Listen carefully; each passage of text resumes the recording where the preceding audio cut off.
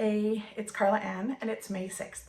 I'm not exactly sure when this is going to post, but it is May 6th. That means that today I have survived 1 year without Scott. He died a year ago today, and it has been a hard year. I know that I'm not the only person this year who has lost a loved one. And what I've learned about grief is that it comes and it goes. It's deep and then it's lighter. But I've learned more and more that grief is the last sort of demonstration of love that we have for the person who has gone on before us.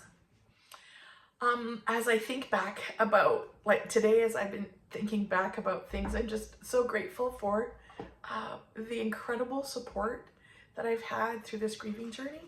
So to those of you who have called and texted, I got flowers today. I didn't know that was a thing, but yeah, people remembered today. And that's like just really beautiful.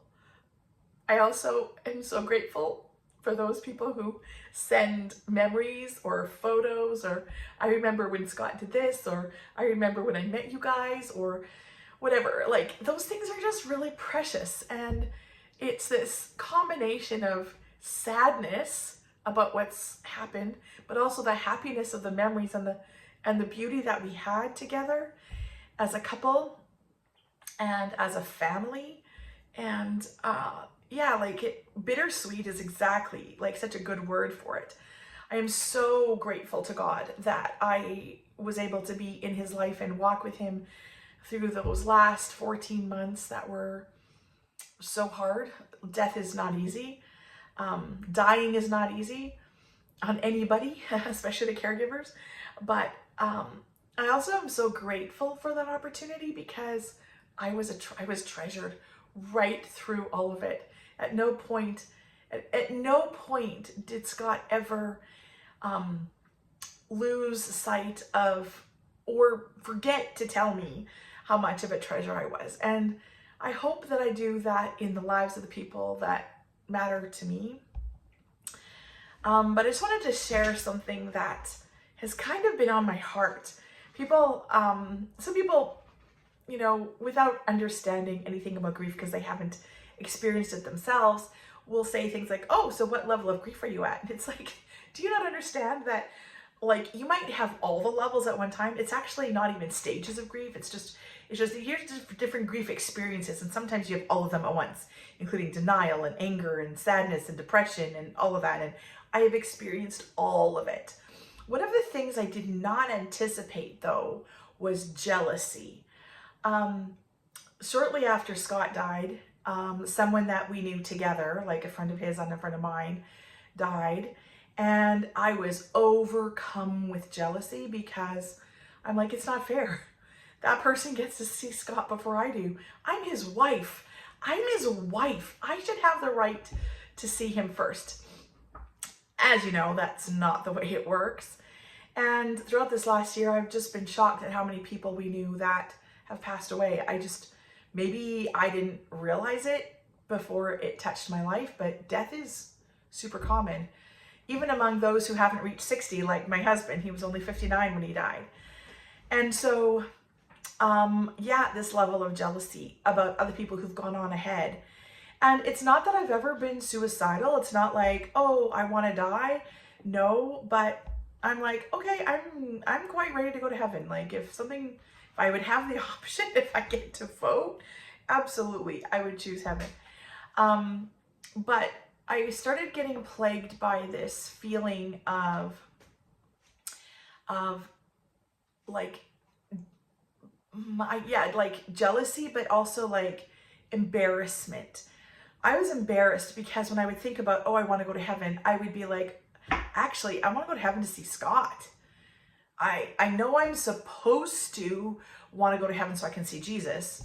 And so that began to hinder some of my prayer life. I felt like I couldn't be honest with the Lord about that. But today I just really had it out with Jesus and told him what I was feeling about these things. And I just felt like in my spirit, if there's such a thing as hearing the Lord speak, I think what he said to me was, with a chuckle in his voice, if that even makes sense, like, of course you miss him and you'd want to go to heaven to see him because he's gone. He's not here anymore. Of course you don't miss me, Carla Ann, because I'm still here. I am with you. I'm speaking to you. I'm teaching you. I'm guiding you. I'm giving you wisdom. I am present in your every day. So of course you don't miss me. Of course you're not looking forward as much to that because I am here with you. And I just was like, oh, that is so true. If ever I have felt like God is Emmanuel, God with me, it's been during this grieving year. It has not been easy. I have struggled with depression.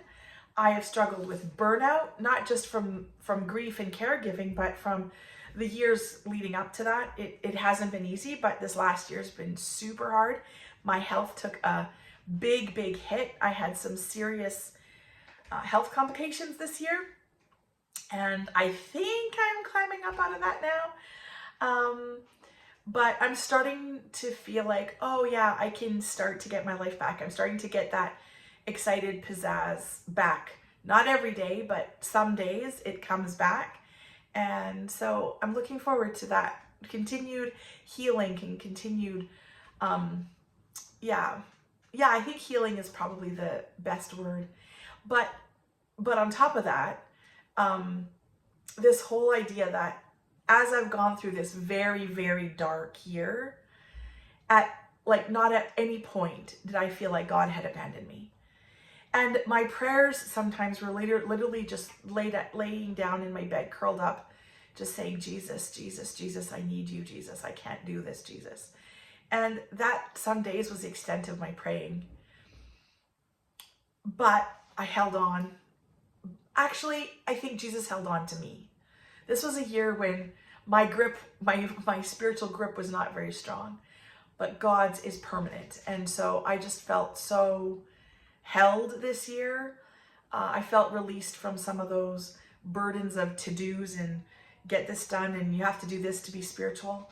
But I feel like I've grown in grace and I've grown in love, and God's spoken to me about so many things this year. I've learned so many things as I've studied his word, and even that's been so much slower than what it normally is. But anyway, what I want to encourage you guys with today, as I'm grieving, still grieving,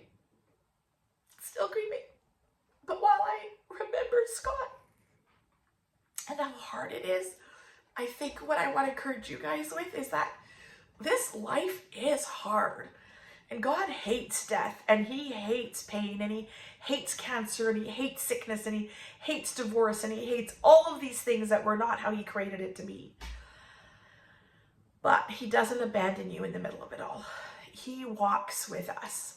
He doesn't leave us alone. And if there's anything I can encourage you with today, it's that no matter how dark, no matter how deep the grieving, no matter how difficult and painful the path is that you might be walking right now, I can guarantee this. Just calling out to Jesus means that you will not be alone. He loves you. He wants you to lean on him. He wants to walk with you, give you wisdom, guide you, but most of all, he wants to show you how much he loves you, and he wants to be with you. And all we need to do is say yes, and he'll be right there. So that's my encouragement to you today, is not that you have to be happy, and not that you have to find the fullness of joy in the deepness of your grief and depression, because that's not truth. But the truth is that in the depth of the worst of it, Jesus will be there with you. Take care. Love you guys.